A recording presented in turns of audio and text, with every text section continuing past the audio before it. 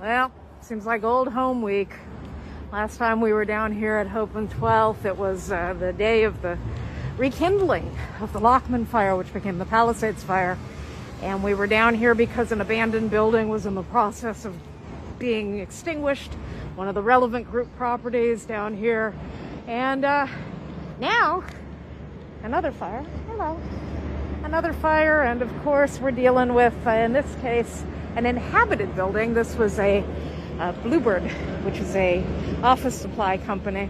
You can see it's been smoldering like this and burning since about 4:30 in the morning, and it is still burning.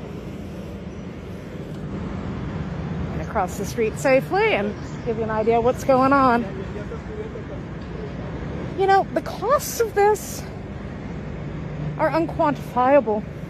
The firefighters are always on the scene and they do the work, but this is Hope and Flower.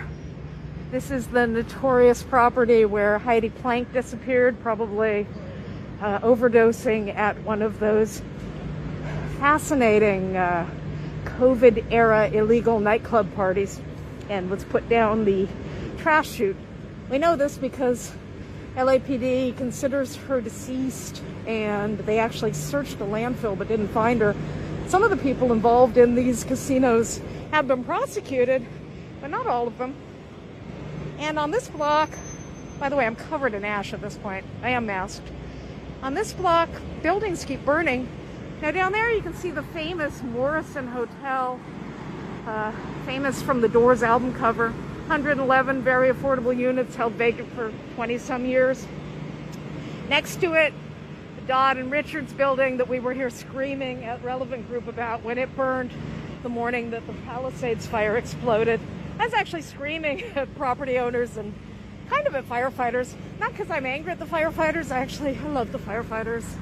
They do the best they can with the tools they have. But if you talk to the firefighters, you'll learn something really interesting. They know where the empty buildings are.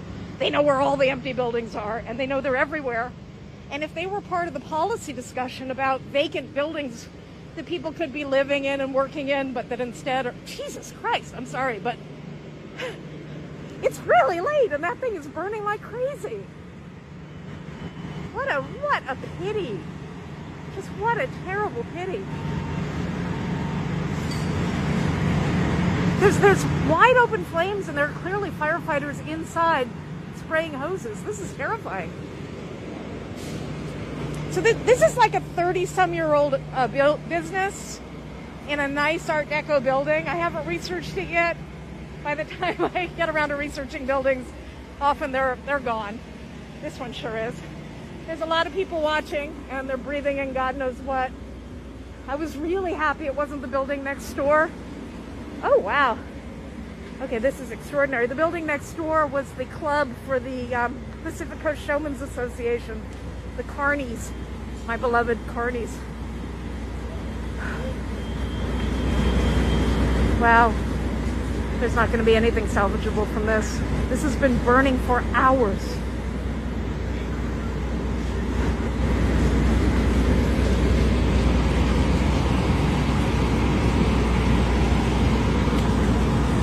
I can't believe how close they're letting the public get to this. This is really bad.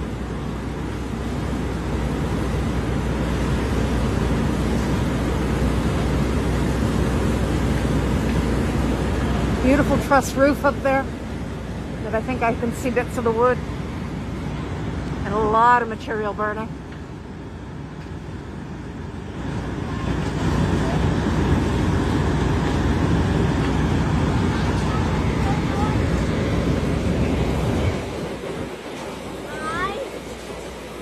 So this building burned the night before the Palisades fire. It has a really beautiful window screen.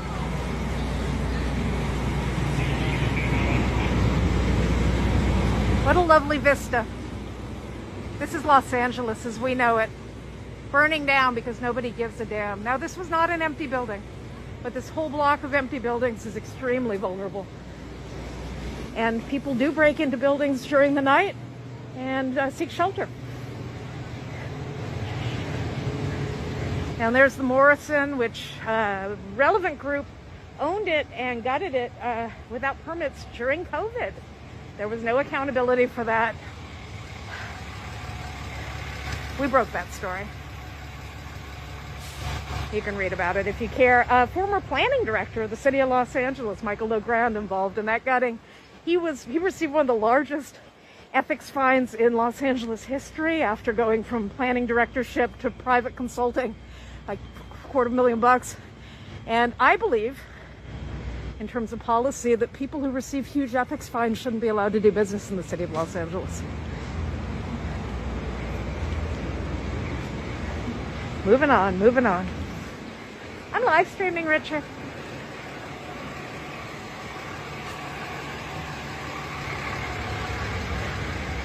This is the saddest thing I've seen today, and I hope it'll be the saddest thing I see all month.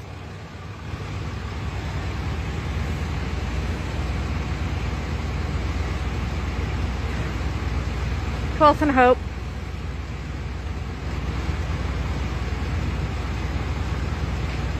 Good, useful buildings. Burning up. Anyway, I'm gonna go try to enjoy the day. There's a lot of extra work to do.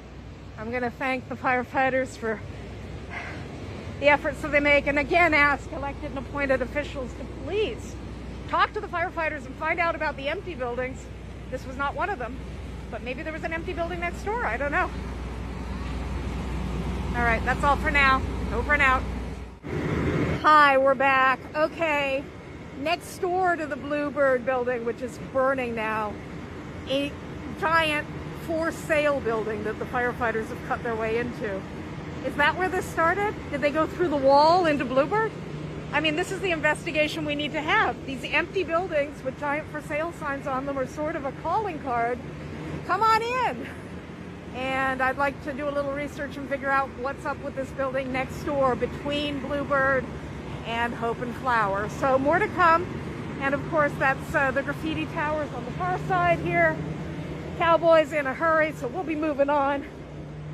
Keep an eye peeled for the empty buildings, and definitely let people know if you see folks going in, it's not safe for anyone. And don't breathe this stuff if you can help it. There's ash everywhere. Southern downtown LA is definitely having a tough day. Stay safe and be well. Bye, Preservation Pals.